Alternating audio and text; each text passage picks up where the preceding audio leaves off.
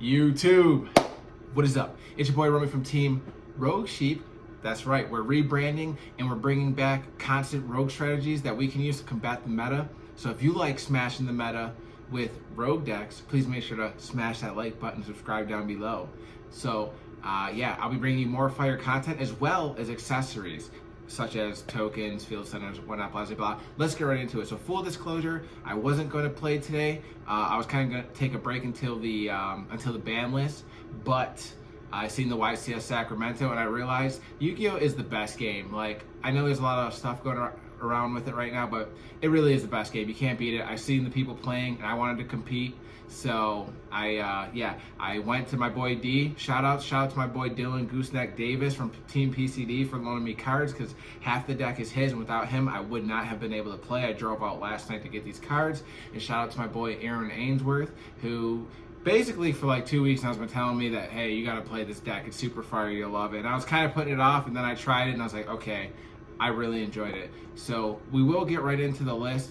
I played White Forest Runick at a case tournament. I got first place after Swiss.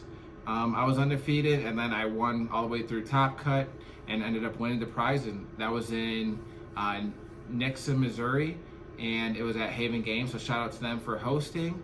So yeah, we'll dive right in and let's get to it. Oh, also one more disclosure. I was the first, I just gotta put it out there, I was the first to do Runick synchro builds. Man, stop playing with me. What? I'm the first nigga. All right, so for the monster count, we have 3 of the LZ. That's like the best starter you could have, the main one. Yeah, this gets you basically full combo.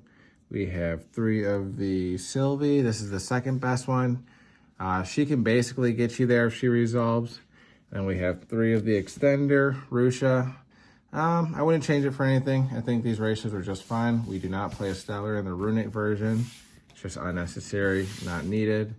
And for Runick spells, my favorite part of the deck, 2 Fountain, 3 Tip, 3 Freezing Curses, 3 Flashing Fire, 3 Destruction. Then we have 3 Slumber, 1 Dispelling, and 1 Smiting Storm. Yeah, it's a pretty big Runick package. Kind of the standard, but it's good. You want to be able to get to Hugin and get access to this engine. It carries. So let me just get these out of the way here.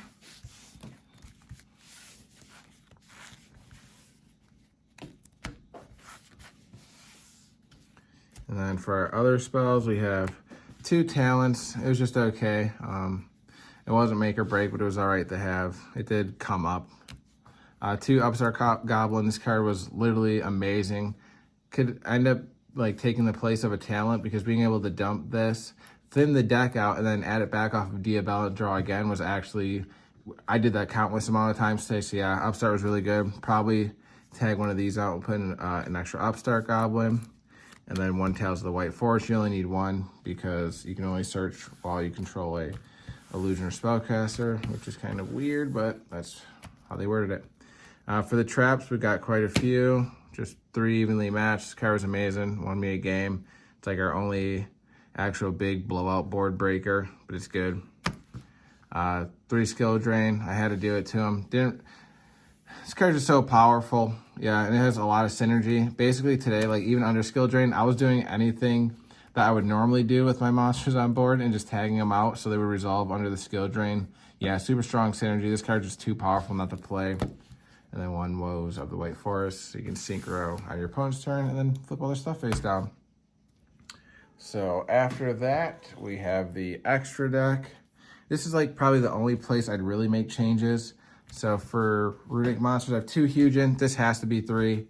I couldn't find a 3rd one in time, so technically I played it incorrect today and still got the win. So 3 Hugin came up a lot, and I really wish I had it. I played Sleipnir and Munin today.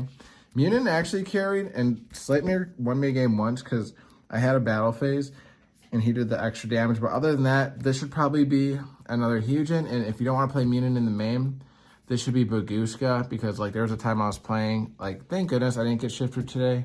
But if I did, I could end up making a Baguska against like Tempai and then you'll be okay. So this should probably be Baguska, and that should probably be another Hugin. That's the only thing I would change in the extra deck. Then we also play Gary, he's the best. And then for synchros, we had 1 Changing. This card was putting in insane amounts of work. 1 Chaos Angel. We have the Zapper Shrimp. This card is new in Infinite Forbidden. This card's super crazy. Like on summon, he can pop a spell on your opponent's board and that spell or trap. And yeah, he just clears, like going into the against Tempai, just having him and then being able to pop their field spell on summon. So they activate field spell before they can search. You summon him off of Diabell and then pop that and then use him to go into Chaos Angel. Just really, really good. 2 of the Whitewoods level 6s, the Searcher and the Book of Eclipse, really, really strong. Diabell, the level 8, she can add 1 back to hand, really good. Your opponent activates effect, she brings out the Shrimp. 1 Coral Dragon, this came up to not only draw but break boards. Triad Master came up to draw. 1 Little Knight, I did use it, so I can't say I didn't use it. I did use the Typhon once, but yeah, like I said, the extra deck was almost basically perfect. Yeah, basically perfect, but I would change those ones that I mentioned earlier. And then for the side was putting in work today for the most part. Not really this guy. Didn't need him, but I did have him just in case. Phantasme, 3 Spooky Dogwood. Didn't need it, surprisingly. Even though I was playing Runick, I didn't really go to game 3.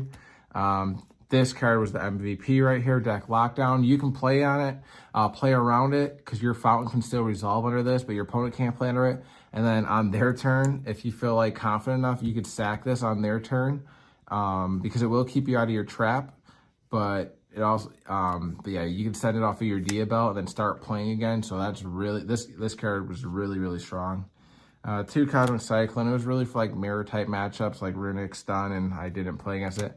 2nd MVP, the 1 Raigeki, even though I only played 1, every time I seen it, it was just insane. Like it just cleared the board and allowed me to play in the situation I was in. So yeah, that card was literally amazing. Gravedigger Trap Hole, I had it for game 3s, but it's a little blurry. A little blurry, but yeah, I never use it. I didn't use Rivalry either, but it was there just in case. So that's it, guys. Make sure to smash that like and subscribe button. Until the next one, peace.